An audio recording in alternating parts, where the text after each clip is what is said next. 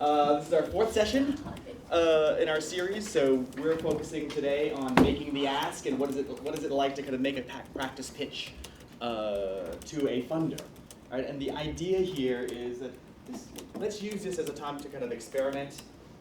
It's a safe space. This is not actually a real pitch, so you can try certain things, try a certain way of kind of like communicating who you are, what you need, what your organization is, et cetera, in a different way, right? So this is an opportunity to be able to kind of do that in a safe space.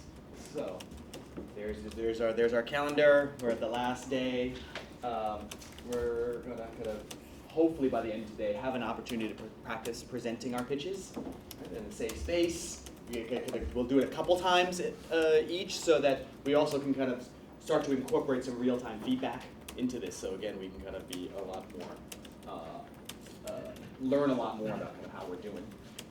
We'll review again the effective components of fundraising. We took a look at this at the very first session. I just want to review this now again so that when we're looking at when we're looking at our peers and helping to offer our peers some feedback, we can kind of start to put it into a context and think, okay, great, yeah, what are we looking for in pitches, things like that. So we can kind of be a resource to our peers as well. We'll get the actual feedback from the pitches from our peers as well as from Lena and Ann. So that would be great. And then hopefully by the end we'll have greater confidence in asking for what we need for our organizations. Okay, so pretty simple, but hopefully it'll be a pretty intense day and we'll learn a lot.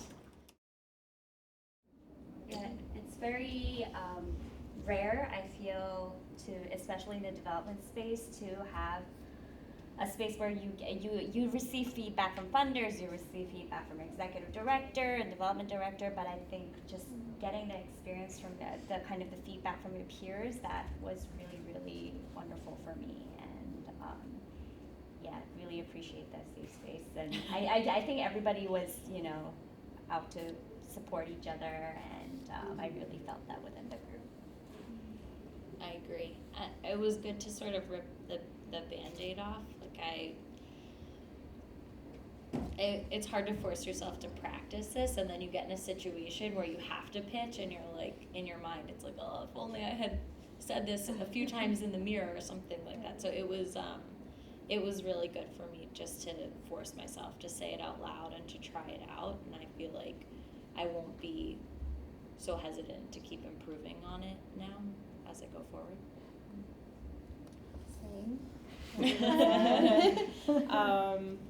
Yeah, I appreciate everyone's constructive feedback and the safe space. And this is actually an exercise that I've done before around last year when I was completing my grad school. So some of the lessons, it was nice to reapply some of the information and the lessons that I learned that I had from that. But yeah, also to push myself, because I'm actually and everyone here except you, Lena, I'm not sure if you know this, but I'm new to eFatayo since January. So I've jumped in, hit the ground running, and really trying to internalize every single day the grant proposal strategies and development strategy, and to really do this, I feel like almost helps me come in full circle, understanding everything and being able to advocate and pitch it. And I really like the push to not hesitate to try to improve and speak about it even more in the future. So. What kind of insight did you get just from the feedback from your colleagues, from Anne or Lena, from yourself? I think the importance of making the program live through examples, and just really trying to not necessarily say everything that your organization does, but just highlight specific things and give some real life examples that can, I guess, move people Yeah. to want to know more. Yeah.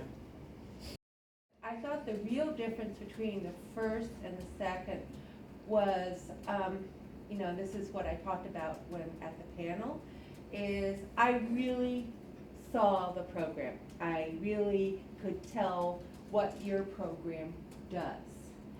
The first was, for almost everyone was more general, and it just kind of got lost in its generality. But when the second time, they were, you know, like with Global Kids, we went through what they actually do.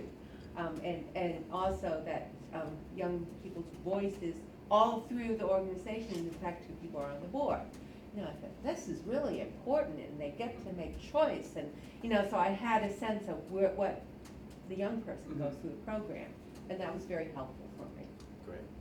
When we started, everyone was very kind of tight and, you know, not saying very much and looked very worried. And then as we went on, people just really sort of loosened up, and by the time we finished, everybody was in there. So it was, the group, I think, felt more, you can, you know, tell me if I'm wrong or join in here, but I think the group felt safer and safer as the time went on, and more able to take some chances.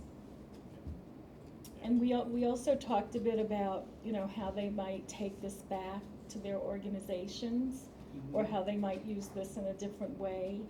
And I've heard with board members, I've heard with other Yes. staff. Yeah. Yes. It's an opportunity to use this exercise. Yeah.